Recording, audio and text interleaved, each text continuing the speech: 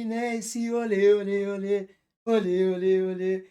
Caraca, bom demais começar o vídeo assim, né? Com imagens de dentro do vestiário, os nossos jogadores vibrando, comemorando, como se fosse nós lá na arquibancada. Porra, que saudade. E depois dessa vitória épica, histórica do Fluminense sobre o River Plate lá no Monumental de Nunes, e o Fluminense já classificado para as oitavas de final da Libertadores, em primeiro do grupo, chamado Grupo da Morte, nesse vídeo eu vou trazer um pouquinho para vocês da minha análise e da minha percepção sobre o porquê que o time mudou tanto da final do Campeonato Carioca, dos outros jogos da Libertadores, para a partida de ontem contra o River Plate, principalmente no primeiro tempo, né? Porque só mudou peças. O sistema tático, a princípio, seria o mesmo. Será que foi? Depois da vinheta a gente conversa sobre isso, tá?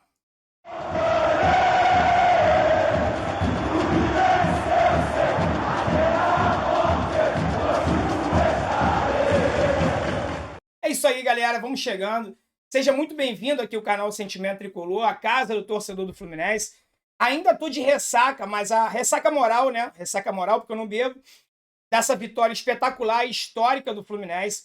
Nós somos ao lado do Cruzeiro, os dois únicos clubes brasileiros que já venceram River Plate no Monumental, no estádio deles, e o Boca Juniors na La Bombonera. Os dois, Cruzeiro e Fluminense. Nenhum outro clube brasileiro já fez esse feito, né? E é um feito histórico, porque é muito difícil ganhar desses dois gigantes argentinos dentro do seu próprio estádio.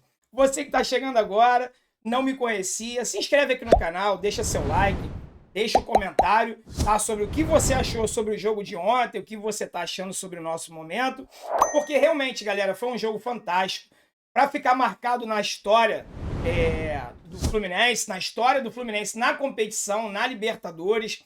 E eu vou de cara para vocês aqui passar os números do jogo, tá legal? Vamos aqui, ó. Posse de bola. River Plate teve mais posse de bola do que a gente. 63 contra 37%. Aí, nesse momento, você pode estar pensando assim, pô, mas então não mudou nada. O Fluminense foi um time reativo. Olha o número de baixo. Finalizações. 11 finalizações do River Plate e 13 do Fluminense. Ou seja, foi uma postura completamente diferente. Eu acho que se a gente pegar os dois Fla-Flus do Campeonato Carioca, mais o jogo contra o Júnior Barranquilla, e somar os três, eu acho que a gente não chega a 13 finalizações, tá? No Fla-Flu foi apenas uma, que foi a finalização do Fred, foi o lance do pênalti, e mais nada, tá? Só para vocês terem uma ideia de como o Fluminense teve um volume ofensivo grande ontem.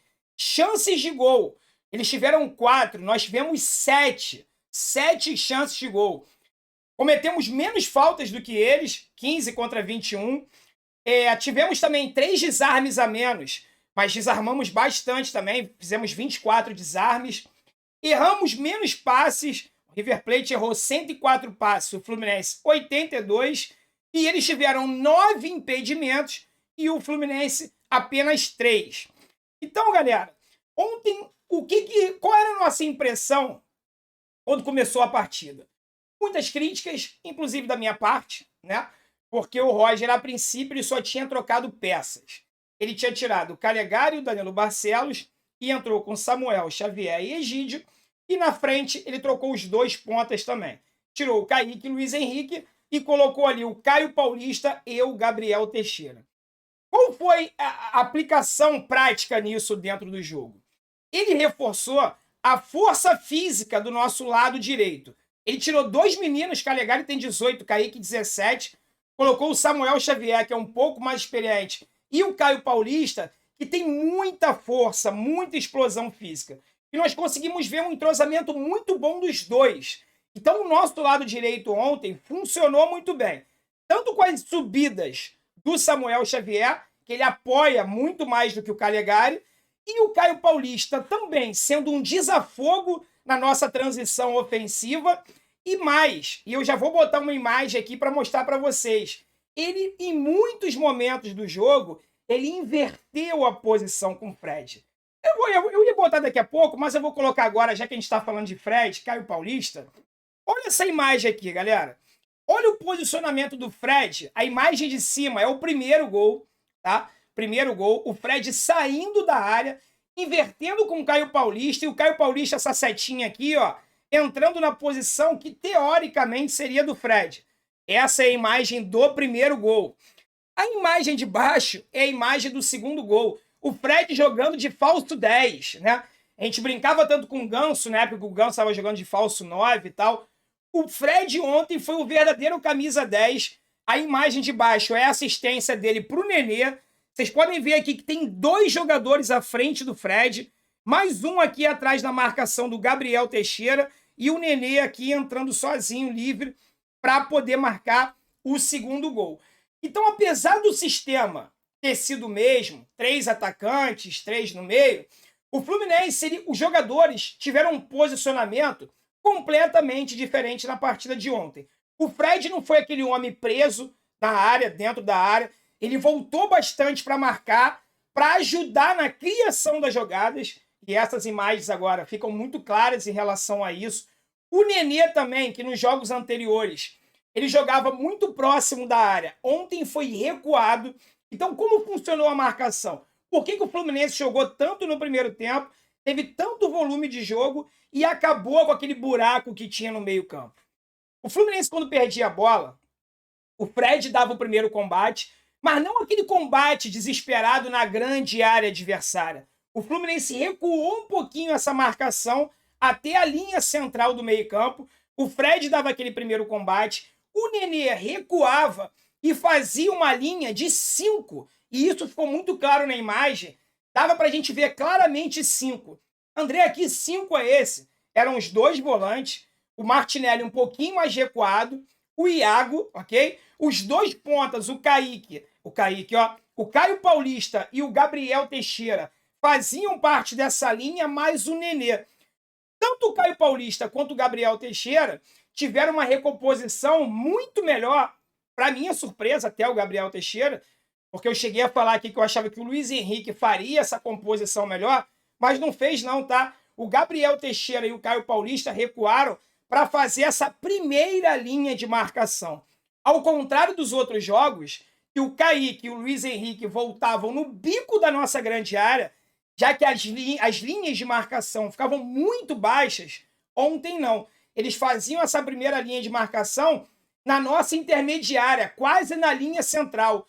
Então ali você já embolava o meio-campo todo, já dificultava o acesso dos jogadores do River Plate no nosso campo de ataque, e aí o River Plate praticamente não criou no primeiro tempo.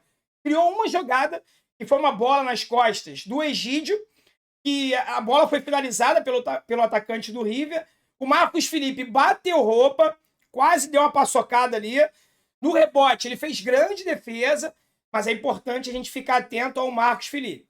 Só ontem foram 2 rebatidas de bola que poderiam ter comprometido o resultado. Okay? Não sei o que está acontecendo com ele, já é o segundo jogo seguido que ele falha.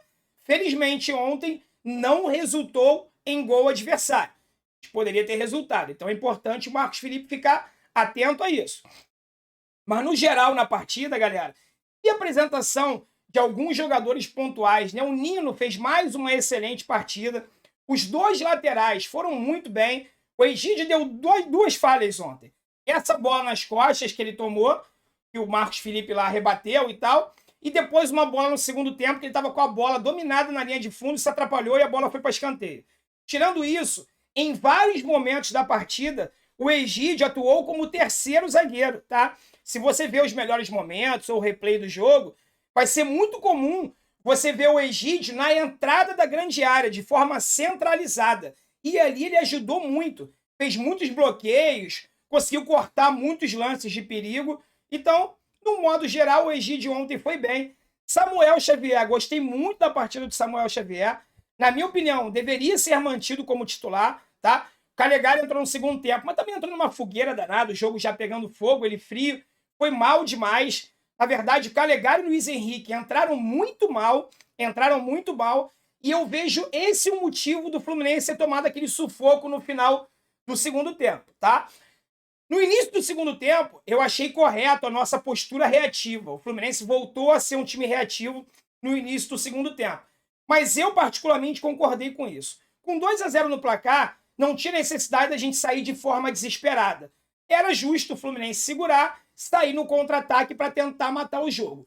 Mas depois que o Maidana foi expulso, uma pancada lá, que o Caio Paulista deu uma encenada danada, mas realmente tomou a pancada no rosto, foi agredido. Maidana foi expulso, acho que aos 21 ou 22 minutos do segundo tempo.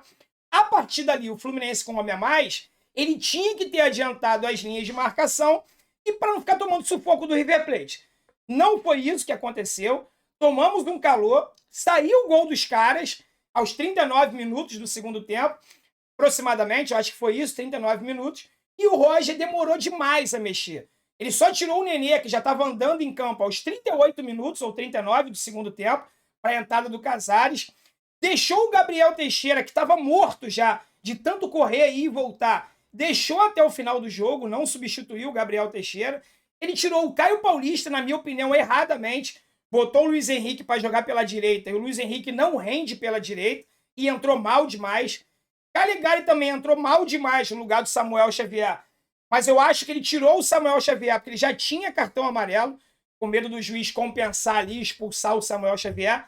Então até aí eu entendo, mas o Calegari entrou mal.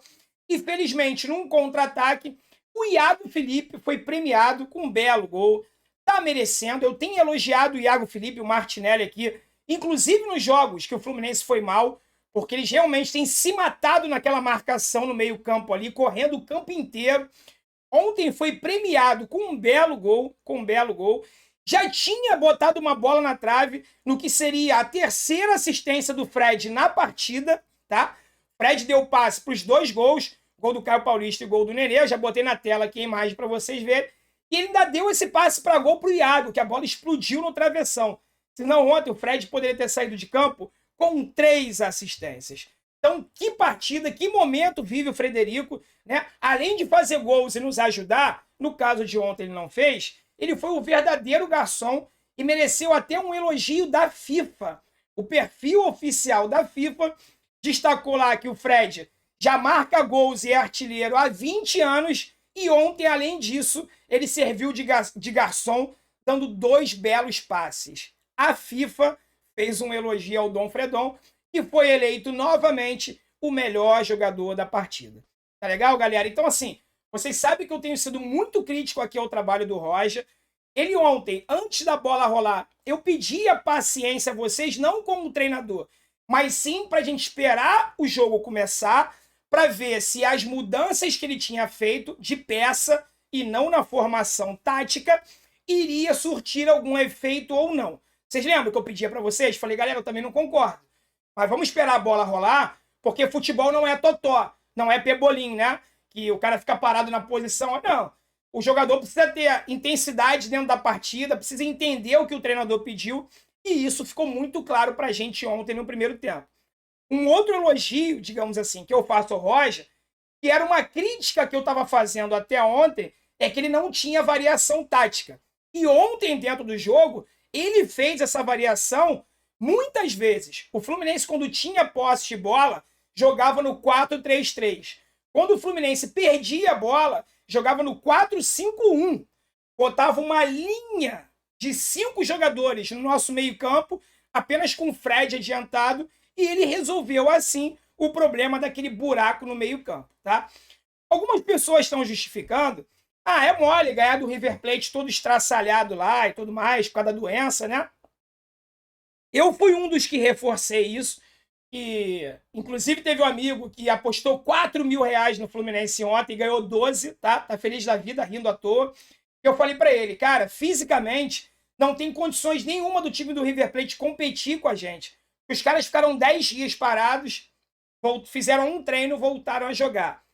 Tem um detalhe que eu só observei hoje, tá? Dos 11 titulares, apenas 4 estavam nessa condição. Voltando da doença com um treino e foram para a partida. De 11, 4. No segundo tempo, entraram mais 3, mas saiu 1. Ou seja, no primeiro tempo, eles tiveram 4 atletas nessa condição de 10 dias parado, voltando da doença, e no segundo tempo tiveram 6. Então, não foi o time todo também, não, para dizer que o River Plate perdeu porque estava todo mundo sem condição física. Pera lá, tá? Mesmo sabendo disso, muita gente falava antes do jogo que o River Plate, se jogasse com 7 sem goleiro, venceria o Fluminense. Agora que nós fizemos uma vitória histórica, tem gente querendo desmerecer porque o River Plate estava estraçalhado. Aí não é problema nosso. Fomos lá e fizemos a nossa obrigação. O Santa Fé também jogou com eles com um time estraçalhado, sem reserva e sem goleiro. E perderam. Então, pera lá, vamos com calma. Não dá para tirar o mérito dessa vitória histórica. E caso a gente venha enfrentar o River Plate mais na frente, a gente faz o tira-teima. Lembrando que já jogamos com o River Plate 2 vezes nessa Libertadores. E de 6 pontos disputados, conquistamos 4. E no jogo no Maracanã, eles com o time titular completo, não perderam o jogo, sabe-se lá o porquê. Algumas pessoas consideram pênalti, que foi pênalti no Luca, outras não, mas nós tivemos a bola do jogo nos pés para vencer aquele confronto no Maracanã. Então, na minha opinião, não dá para colocar como justificativa a vitória do Fluminense em cima que o time do River estava esfacelado. A gente não tem nada a ver com isso. Vamos lá, vencemos ele no Monumental de Nunes, estamos classificados em primeiro no grupo da morte. Legal? O sorteio para as oitavas será no dia 1º de junho e você poderá acompanhar aqui ao vivo no canal Sentimento Tricolor. Tá legal, galera? Curtam o seu dia, vistam a sua armadura tricolor e sejam felizes. E fiquem ligados, hein? Daqui a pouco sai outro vídeo aqui no canal. Tá legal? Um forte abraço e saudações tricolor.